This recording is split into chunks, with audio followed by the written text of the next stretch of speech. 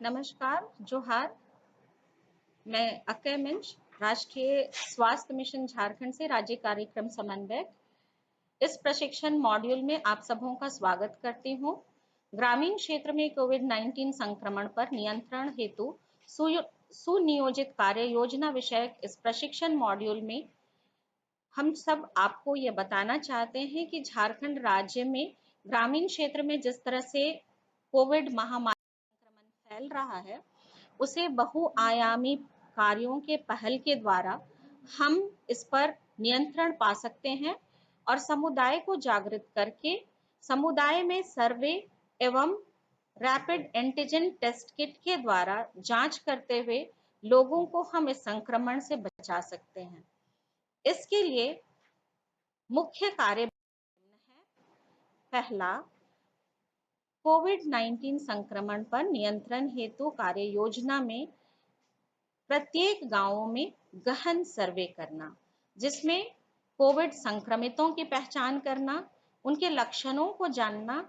इसके पश्चात rapid antigen test kit द्वारा इन संक्रमित व्यक्तियों का जिनके लक्षण की पहचान की गई है, उनका कोविड जांच करवाना, बीमारी के लक्षणों के अनुसार चिकित्सीय सलाह देना और यदि वो लक्षण के साथ साथ टेस्ट में पॉजिटिव पाए गए तो अस्पतालों के लिए भी रेफरल की व्यवस्था इस सर्वे के साथ साथ। इसके लिए प्रखंड स्तर पर समन्वय के लिए एक समन्वय समिति का गठन प्रखंड विकास पदाधिकारी के अध्यक्षता में बनाया गया है, जिसे प्रखंड कोविड टास्क फोर्स कहा जाता है। ये प्रखंड कोविड टास्क फोर्स विशेष करके प्रखंड स्तर पर कोविड-19 के नियंत्रण के लिए जितने भी कार्य चलाए जा रहे हैं, उसकी देखरेख, उसका नियोजन, उसका अनुवीक्षण करने के लिए है। और इस टास्क फोर्स की संरचना निम्न है, जिसमें प्रखंड विकास पदाधिकारी अथवा अंचल पदाधिकारी अध्यक्ष हैं। इसके सदस्य सचिव हमारे MOIC या प्रखंड चिकित्सा पदाधिकारी हैं। इसमें सदस्य गण वो हैं जो प्रखंड स्तर पर सरकारी पदाधिकारी हैं, जैसे बाल विकास परियोजना पदाधिकारी, थाना प्रभारी, महिला पर्यवेक्षिका समाज कल्याण, प्रखंड कार्यक्रम पदाधिकारी JSLPS से, प्रखंड पंचायती राज पदाधिकारी, प्रखंड आपूर्ति पदाधिकारी, प्रखंड शिक्षा प्रसार पदाधिकारी, ये सारे सदस्य। इनका जो मुख्य दायित्व है या मुख्य कार्य है वो यह है कि इस टास्क फोर्स को सप्ताह में कम से कम 3 दिन तक अनिवार्य रूप से बैठक करनी है। बैठक में ये क्या करेंगे, तो इस टास्क फोर्स का काम ही है नियोजन, उसके साथ गतिविधि का क्रियान्वयन और अनुवीक्षण। ये जरूरी हो जाता है कि ग्रामीण क्षेत्रों में डोर टू डोर सर्वे और सर्वे के आलोक में रैट किट के द्वारा जांच हेतु 2 पृथक दलों का पंचायतवार गठन करके इनका प्रशिक्षण करना और इनसे प्रतिवेदन उपलब्ध कराना इस टास्क फोर्स का काम है। इसके साथ साथ जब टेस्ट के दौरान पॉजिटिव लोग पाए गए हैं और उनको अगर होम आइसोलेशन में रखना है, तो पर्याप्त मात्रा में होम आइसोलेशन किट की उपलब्धता भी सुनिश्चित कराना इस टास्क फोर्स का काम है। कोविड केयर सेंटर के लिए अपने पंचायतों में कौन सा भवन हो, उसका चयन और चयन के साथ उसे स्थापित करने का सारा काम इसी टास्क फोर्स का है। कोविड केयर सेंटर हेतु कौन से चिकित्सा पदाधिकारी अथवा पैरामेडिकल कर्मी वहां पे नामित किए जाएंगे जो उसकी वहां के इनमेट्स की सहायता करेंगे, इसका भी चयन इसी टास्क फोर्स के द्वारा होगा। इसके साथ ये कोविड केयर सेंटर कौन से DCHC और कौन से जिला अस्पताल से ये संबद्ध है, इसके लिए भी ये कोविड टास्क फोर्स का ही है। हर एक कोविड केयर सेंटर में आवश्यकता पड़ने पर हो सकता है कि ऑक्सीजन सिलेंडर या कॉन्सेंट्रेटर की जरूरत पड़े, तो इसका काम भी कोविड टास्क फोर्स का है कि वहां पे सुनिश्चित की जाए, अगर वहां रखा जा रहा है तो, अथवा वहां पर की सप्लाई सुनिश्चित की जाए, अथवा कौन से डीसीएचसी से ये लाया जा सकता है, ये भी जानकारी इसी टास्क फोर्स के पास होना है। इस टास्क फोर्स का एक और जिम्मा है कि एम्बुलेंस की उपलब्धता सुनिश्चित की जाए कि कोविड केयर सेंटर में यदि कोई इनमेट अचानक से उसकी तबीयत खराब होती है तो डीसीएचसी में कैसे उसे तुरंत भेजा जाए। इस टास्क फोर्स की और एक मुख्य जिम्मेदारी है कि प्रत्येक शमशान घाट, शवदाह गृह, कब्रिस्तान हेतु नोडल पदाधिकारी अपने प्रखंड में नामित किए जाएं और इन सब कामों को करने के लिए प्रचार प्रसार के लिए पैम्पलेट, अखबार, जिंगल, वीडियो आदि का उपयोग करने के लिए लोगों को उत्साहित करने का इस टास्क फोर्स का है। और जब गतिविधियां चलेंगी प्रखंड के स्तर पर, जब सर्वे का कार्य होगा, जब जांच का कार्य होगा, तो इस टास्क फोर्स की जिम्मेदारी अनुवीक्षण की भी बनती है और उसके लिए एक चेकलिस्ट नियमित रूप से भरे जाने के लिए प्रदान किया गया है। इस चेकलिस्ट में बहुत सारे बिंदुओं पर काम उन्हें जांच करनी है, जैसे कोरोना वायरस महामारी के रोकथाम के क्या उपाय उस ग्राम पंचायत में किए हैं। उसमें एक सवाल है कि क्या आपके ग्राम पंचायत में जांच दल तथा सर्वे टीम गठित है, हाँ या नहीं। अगर नहीं तो उसमें टिप्पणी लिखना होगा कि क्यों नहीं हुआ। उसी तरह से अगर हम देखें कि नंबर 4 में लिखा हुआ है, क्या जांच दल, सर्वे दल ने कोविड-19 गतिविधियों में स्वयं सहायता समूह और अन्य समुदाय आधारित संगठनों की भागीदारी सुनिश्चित की है, हाँ या नहीं। ये बताता है कि कैसे हम पैमाने में एक साथ इस कार्य को कर रहे हैं। अब जब हम क्रियान्वयन में आते हैं तो प्रत्येक गांव में गहन सर्वे की इस प्रकार से होगी। प्रखंड में ग्राम स्तरीय संक्रमितों की पहचान एवं कोविड एंटीजन टेस्ट के लिए पहला है कि प्रत्येक पंचायत के स्तर पर 2-2 दल गठित किए जाएंगे, जिसमें पहला दल होगा जो कि संभावित कोविड संक्रमित व्यक्तियों की पहचान का कार्य करेगा।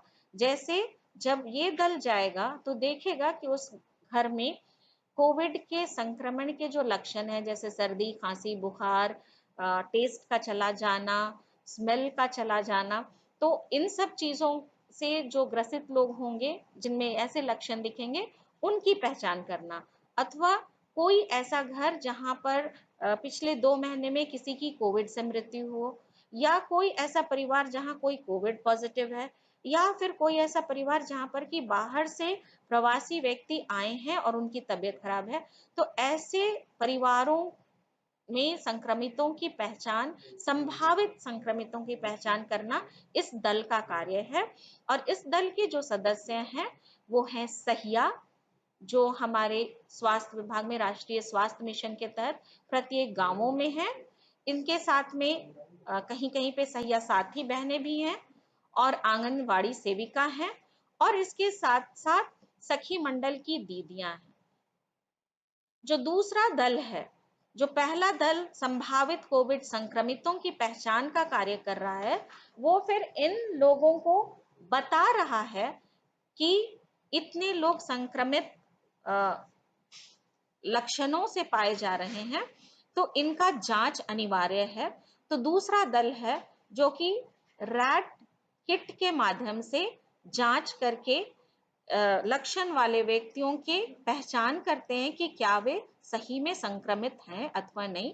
और इसके लिए जो सदस्य हैं इसमें एएनएम है, सीएचओ हैं जो हमारे हेल्थ एंड वेलनेस सेंटर की इंचार्ज हैं, बीटीटी हैं जो सहियाओं के प्रशिक्षक दल के सदस्य हैं, और सहिया साथी भी हो सकते हैं, और कहीं कहीं पे जो हमारे मल्टीपर्पस वर्कर हैं, एमपीडब्ल्यू भी इस सहयोग कर रहे हैं। अब प्रखंड में ग्राम स्तरीय रैपिड एंटीजन टेस्ट किस तरह से हो रहा है? रैपिड एंटीजन टेस्ट करने के क्रम में प्रखंड स्तर पर संधारित एम्बुलेंस वैन अथवा अन्य वाहन की सेवाएं भी प्राप्त की जानी है।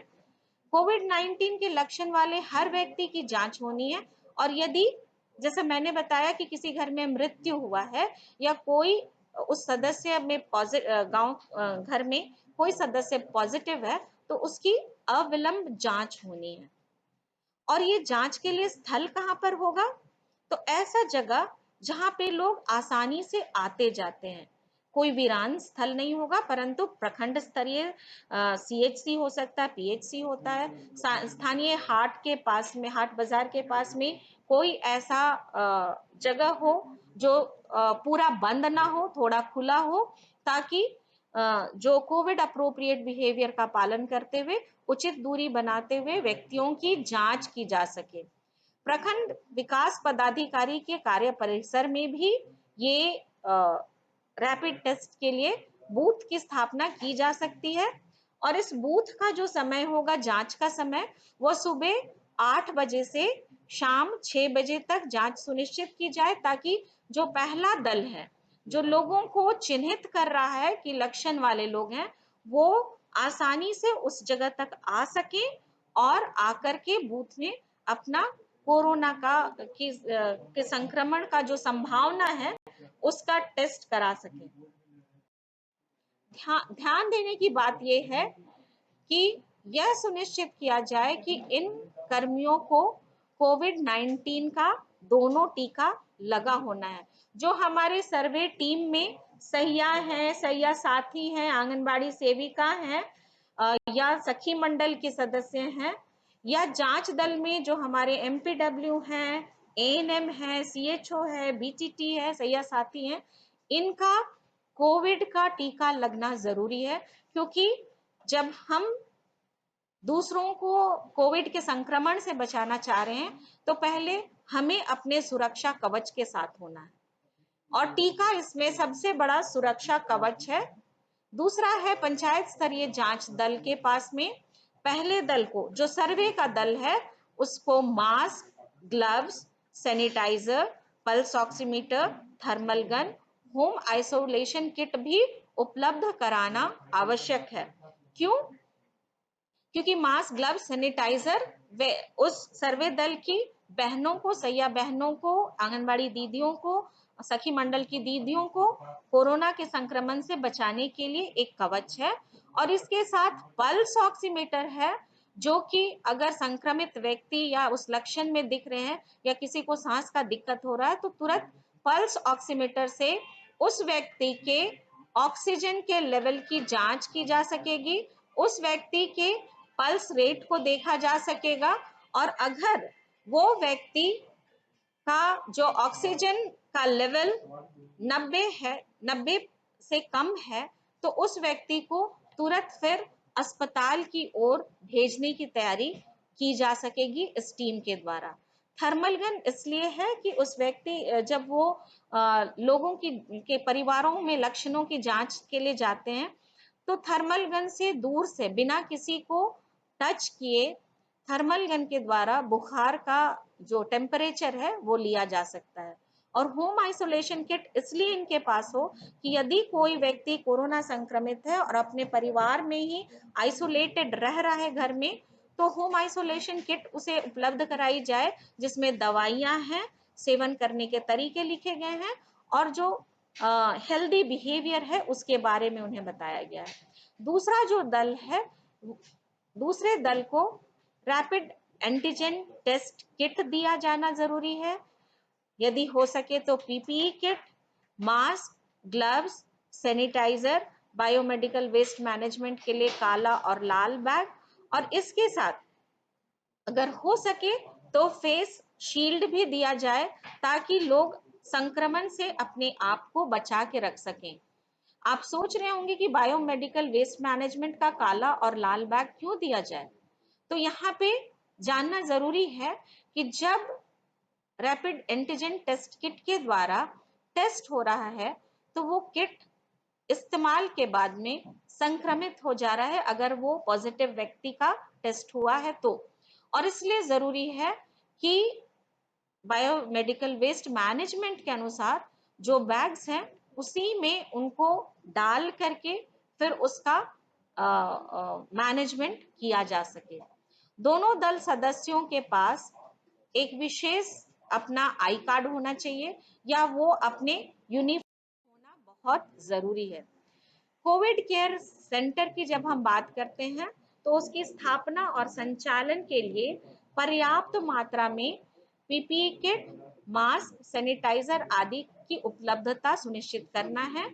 कोविड केयर सेंटर में पौष्टिक आहार, विद्युत आपूर्ति, जनरेटर, पेयजल, शौचालय, सुरक्षा, आवासन, समुचित साफ सफाई की व्यवस्था भी होनी आवश्यक है। शौचालय और पेयजल इसलिए भी हमें और ध्यान देना है कि महिलाओं के लिए अलग और पुरुषों के लिए अलग शौचालय का प्रबंध वहां अति आवश्यक है। प्रतिदिन चिकित्सकों के द्वारा प्रत्येक कोविड केयर सेंटर में रखे गए संक्रमितों की विधिवत जांच भी सुनिश्चित करना है कि एमओआईसी आकर के या सीएचओ आकर के हर दिन एक बार जो हमारे सीसीसी में इनमेट्स हैं उनकी जांच कर सकें। कोविड केयर सेंटर में ऐसे एएनएम या पैरामेडिकल स्टाफ की सामान्यतः प्रतिनियुक्ति भी किया जाना है। ये जो हमारा सर्वे का अभियान है, जांच का अभियान है, वो 25 तारीख मई महीने से शुरू होकर के 5 तारीख जून महीने तक होगी। लेकिन जो संक्रमित व्यक्ति हैं वो तो कोविड केयर सेंटर में जब तक उनका संक्रमण नहीं खत्म होता है तब तक है। तो जो जांच दल में भी हमारे सदस्य एएनएम पैरामेडिकल स्टाफ है, अभियान के बाद के समय में वो भी इस सीसीसी में प्रतिनियुक्त किए जा सकते हैं, परंतु ये ध्यान रहे कि इन लोगों का दोनों डोज का वैक्सीनेशन हो चुका है। गंभीर लक्षण वाले संक्रमित व्यक्तियों के लिए 108 एम्बुलेंस से अस्पताल भेजने की व्यवस्था भी हर एक कोविड केयर सेंटर। मैं डॉक्टर बनेश माथुर और आगे मैं ग्राम स्तर पर सर्वे एवं जांच प्रोटोकॉल और उसके आगे क्या करना है उसके बारे में चर्चा करेंगे। तो गांव में जहां पर सर्वे हमारा निश्चित किया गया है, वहां पर हमारा जो सर्वे दल है और जांच दल दोनों को वहां पर पहुंचना है। जो सर्वे दल है उसके सभी सदस्यों के द्वारा प्रत्येक घर का भ्रमण किया जाएगा और कोविड-19 के लक्षणों के साथ जो लोग हैं उनको चिन्हित करना और उनको सूचीबद्ध किया जाना है। एक बात का और ध्यान रहे, ये जो हमारा सर्वे दल है वो ऐसे लोगों के घरों को भी चिन्हित करेगा जहां पर किसी की मृत्यु हुई हो। अगर वो कोविड से मृत्यु हुई है तो उनके परिवार के बाकी सदस्यों को भी जांच के लिए सूचीबद्ध किया जाना है। इसके बाद ये सूची जो है, जो सर्वे दल जो ये सूची जो है वो जांच दल के पास उपलब्ध करा देगा। जांच दल की जिम्मेदारी होगी कि वो अपनी जांच करने की वहां पर अपने आप को सुव्यवस्थित कर ले, जो कि पहले से चिन्हित जगह पर करी जाएगी। इस जांच दल में प्रशिक्षित एएनएम, सीएचओ, बीटीटी एवं सैया साथी रहेंगे।